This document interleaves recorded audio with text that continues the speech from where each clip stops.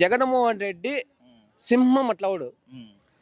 పులివెందులో పుట్టినాడు సింహం ఎట్లవాడు అంటే జగన్మోహన్ రెడ్డి రావుడు సింహం అట్లవాడు. సింహం కడుపు పుట్టినాడు కాబట్టి చెప్తాండా పులివెందులో పుట్టినాడు. అన్న వైఎస్ఆర్ మాకంత రైతులు మేలు చేశాడు. ఎప్పుడు రైతు రుణమాఫీ చేసినాడు. ముందు మాకు మాఫీ చేశాడు. మేము ఎవరికి తప్పులు పట్ల మేము బాగున్నాం. రైతు రుణమాంగా బాగున్నాం. రుణమాఫీ అంటే పక్కాగా చేసినాడు. ఎవరు? వైఎస్ రాజశేఖర రెడ్డి. దీన్ని అన్న ఆశ్రయంగా తీసుకొని మా జగన్మోహన్ రెడ్డి గారు అది అమ్మఒడి, వైఎస్ఆర్ ఆరోగ్యశ్రీ, 108 అన్ని తీసడం ఏమంటే మా తండ్రి ఊరు వైఎస్ఆర్ రాజశేఖర రెడ్డి ఆ తండ్రి తీసుకొని ఆ పథకాలన్నీ పెట్టినాడు అంటే మా జగన్ పెట్టినాడు కాబట్టి ఇప్పుడు కూడా కుప్పంలో కూడా దొంగ చంద్రబాబు నాయుడు వాడు దొంగ ఏం చేశాడు తెలిసిన దొంగ మరి చేసి ఓట్లు వేసుకున్నాడు కానీ మిమ్మల్ని ఊరికి ఇవ్వడం లేదు. ఎవరికి కానీ లబ్ధం లేదు. ఎవరికైనా లబ్ధం లేదు చెప్పండి. రుణమాఫీ చెప్పచ్చు. నేను రుణమాఫీ ఇస్తా. రుణమాఫీ ఎవరికి కానీ ఒక్కటి కూడా లేదు. సరే ఇప్పుడు మరి 175కి ఎన్ని వస్తాయి అంటావు? మీ అభిప్రాయం ఏంటి? మా అభిప్రాయం అంటే మా జనాల్లో మాకు బాగుంటది. మేము వేస్తాం. మా అన్న చెప్పుకోండి 170 కూడా చెప్పండి. పనికిరాళ్ళు ఎవరైనా మాట్లాడుకోండి. మాదంతా పనుల సంబంధం లేదు. ఆడవాళ్ళు ఎవరైనా మాట్లాడుకొని మగవాళ్ళు ఎవరైనా మాట్లాడుకొని అక్క చెల్లెళ్ళు ఎవరైనా కానీ అన్నదమ్ములు ఎవరైనా కూడా కానీ తాత ఓ గారు కానీ చిన్న పెద్ద ఎవరైనా కానీ మాట్లాడుకున్న తర్వాత పింఛని మా అన్న ఇస్తా ఉండాలి లేదా? మా తండ్రి వైఎస్ఆర్ మొత్తానికి ఇప్పుడైతే గెలిపించుకుంటా అంటావు జగన్? మాది పక్కా. మనం తెలుసుకోవచ్చు కంచెల శ్రీకాంత్ రెడ్డి గారు అతనేది ఉమ్మడి ప్రకాశం, నెల్లూరు, చిత్తూరు జిల్లాలో గెలిచినటువంటి ఒక ఎమ్మెల్సీ క్యాండిడేట్. కానీ అతను ఏం చేస్తున్నాడు, కుప్పంలో చంద్రబాబు నాయుడు కోసం సంకనాకుతూ అతన్ని గెలిపి చేయాలనుకుంటున్నాడు. కానీ తనని గెలిపించినటువంటి ప్రజల్ని మోసం చేస్తూ ఈ కుప్పంలోనే ఉంటున్నాడు. ప్రతి ఒక్కరూ ఆలోచించండి ఒకసారి. చంద్రబాబు నాయుడు కోసం పనిచేసే చంద్రబాబు నాయుడు కూడా గెలిస్తే తన సొంత నియోజకవర్గం కోసం ఉపయోగించుకుంటాడు తప్పితే ప్రజలకు ఏమీ చేయడు.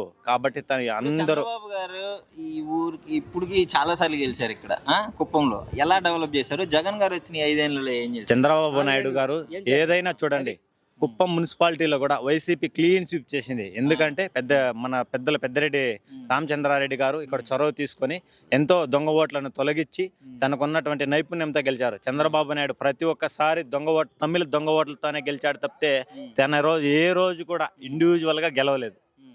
ఇప్పుడు పెద్దిరెడ్డి రామరెడ్డి మన చంద్రబాబు గారికి ఆయనకి వర్సెస్ అనే మంచి పోటాపోటీగా జరుగుతుంది. ఇప్పుడు చిత్తూరు జిల్లాలోనే జన్మించారు ఎవరు? పెద్దిరెడ్డి రామచంద్రారెడ్డి గారు, చంద్రబాబు నాయుడు గారు. ఏ రోజైనా ఒకే కాలేజీ ఏ రోజైనా కానీ చంద్రబాబు నాయుడు గారు చిత్తూరు గురించి ఆలోచించారా? తన కోసం పనిచేసే వ్యక్తుల గురించి మాట్లాడారా? ఏ రోజు మాట్లాడలేదు. అదే మన పెద్దిరెడ్డి రామచంద్రారెడ్డి గారు అయితే తన కారు డ్రైవర్ నుంచి కార్యకర్త వరకు ఏ ప్రాబ్లం జరిగినా నడి రాత్రి అయినా కూడా వాళ్ళని పట్టించుకుంటారు. కాబట్టి ఆయనకు జనాదరణ ఉంది. కాబట్టి ఉమ్మడి చిత్తూరు జిల్లాలో ఉన్నటువంటి 14 నియోజకవర్గాల్లో 13 నియోజకవర్గాలు ముందు ఎన్నికల్లో గెలిచారు. ఈసారి ఉమ్మడి చిత్తూరు జిల్లాలో ఉన్నటువంటి 14 నియోజకవర్గాల్లో వైసీపీ జెండా ఎగరబోతుంది. మీరు రాసి పెట్టుకోండి. అయితే ఇప్పుడు మొత్తానికి అంటే 175 మాకే అంటున్నారు. 175 కూడా గెలుస్తారు. ఇది అపోజిషన్ నుంచి ఎలా ఉందంటే ఈసారి అంతా పైకే భయపడి కేకలు పెడుతున్నారు. వాళ్ళంతా ఒకే ఆర్భాటం చేస్తున్నారు కానీ ఏమీ లేదు. మొత్తం డొల్లా. ఎలక్షన్ అయిపోతే ఎవరి పాటికి వాళ్ళు వెళ్ళిపోతారు. పవన్ కళ్యాణ్ కూడా పత్తా దొరకడు ఈసారి. ఎక్కడ పోతాడో తెలీదు. పవన్ కళ్యాణ్ గారు ఈసారి భీమవరంలో పోటీ చేస్తారు. భీమవరం చేయని, భీమిలి చేయని, విశాఖపట్నం చేయని, ఎక్కడైనా చేయని తన ఓటమి తథ్యము. గలాస్ పై సింకులో పడుద్ది పక్కా ఖచ్చితంగా. తన నిజమైన జన సైనికులు అంతా కూడా మేము చెప్పేది ఒకటే, మిమ్మల్ని వాడుకొని వదిలేస్తాడు పవన్ కళ్యాణ్. అతనికి సహకరించద్దండి. ఇప్పుడు ఇక్కడైతే మాత్రం జగన్ గారి గెలుపు కన్ఫర్మ్ అంటావు? కన్ఫామ్ గా గెలవబోతుంది సార్ కుప్పం కూడా. చంద్రబాబు నాయుడు శాశ్వతంగా రాజకీయాలకు దూరమయ్యే ఎలక్షన్ ఇది. తన జీవితంలో చివరి రోజుల్లో ఎందుకు ఈ రాజకీయాల్లోకి వచ్చాను అనేసి చాలా దుర్భర జీవితాన్ని గడుపుతాడు ఈ ఎలక్షన్ లో మాత్రం. అన్న చెప్పండి, ఎక్కడి నుంచి వస్తున్నారు? మాది పలంనేరు నియోజకవర్గం, పెద్ద పంజాని మండలం. చెప్పు, ఏంటి జగన్ గారు అంటే? జగన్మోహన్ రెడ్డి అంటే ఇంతకు ముందు చాలా మంది సీఎంలు వచ్చిపోయినారు. చంద్రబాబు నాయుడు గారు ఉన్నారు కానీ సీఎం వచ్చినా కూడా మెయిన్ స్కూల్కి స్టూడెంట్లకి ఫస్ట్ చేస్తాడు అన్న. ప్రజలకి పక్కన పెట్టండి, స్టూడెంట్ నెంబర్ 1లో ఉన్నారు ఇప్పుడు. ఇంతకుముందు తెలుగు మాత్రం ఉండింది, అది మీకు కూడా తెలుసు, నాకు కూడా, మేము కూడా చదువుకోలేదు. స్టూడెంట్కి వచ్చేసి తెలుగు మాత్రం ఉంది. ఈ జగన్మోహన్ రెడ్డి గారు వచ్చేసి జగన్మోహన్ రెడ్డి ఇంగ్లీషు, తెలుగు, హిందీ ప్రతి ఒక్క దీనిలో కరెక్ట్గా స్టూడెంట్కి చేస్తాడన్న. మనకి ప్రజలకి చదువుకోలేకుండా ఎట్లనే కానీ ముఖ్యం వచ్చి స్టూడెంట్, ఆరోగ్యశ్రీ, ముస్లింలకు పింఛన్కి చంద్రబాబు నాయుడు గారి సీఎంగా ఉన్నప్పుడు దీనికి పోయి ఆఫీస్లోకి పోయినాక పింఛన్ తీసుకొని సాయంత్రం వస్తూ ఉన్నారు. ఇప్పుడు 1వ తారీఖు వచ్చిందంటే పింఛన్ ఇంటికి వస్తూ ఉంది వాళ్ళు. దానికన్నా ఇంకేం కావాలా జగన్మోహన్ రెడ్డి సీఎం అయ్యాక? దీనికన్నా మంచిది ఏముంది? నాకు ఉండేది నేను పోయి పని చేసి కుప్పము జగన్మోహన్ రెడ్డి ఈసారి బ్లాక్ బస్టర్ గా గెలిచేది భరత్. ప్రభుత్వం 5 ఏళ్ళు ఎలా అనిపిస్తుంది అసలు? కుప్పంలో ఈసారి ఎవరు గెలవబోతున్నారు అనుకుంటున్నారు? మాది పక్కన పలమనేరు కాన్స్టిట్యున్సీ.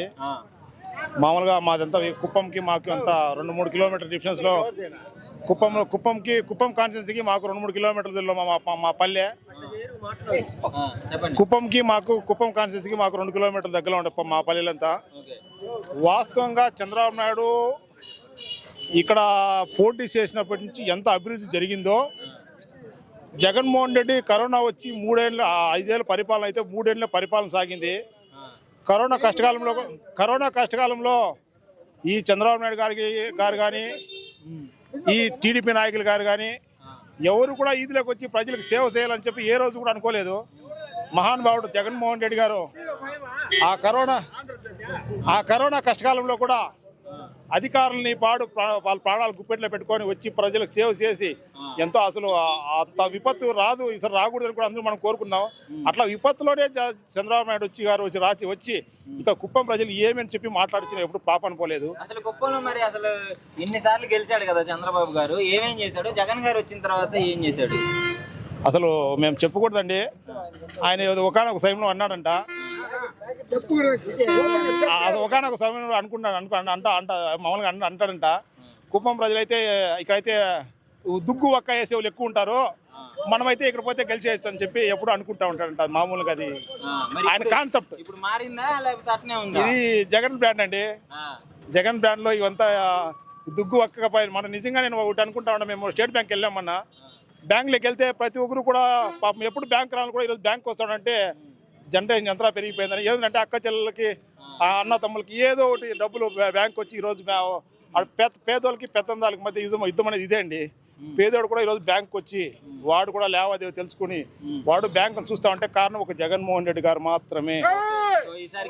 100% కుప్పంలో కూడా 100% గెలిచే ఛాన్స్ అయితే ఉన్నాయి, గెలుస్తాడు కూడా.